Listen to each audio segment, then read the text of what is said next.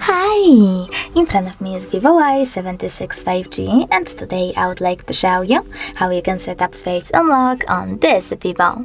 Start by opening Devices Settings and scrolling down.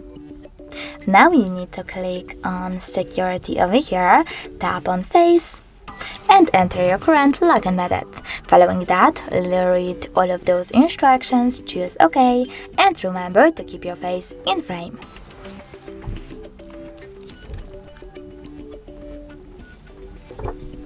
Now select OK, and you can adjust all of those Face Unlock settings however you wish to by tapping on the switches next to the chosen ones. When you're ready, click on Home button. Now when I turn off my screen, then turn it back on.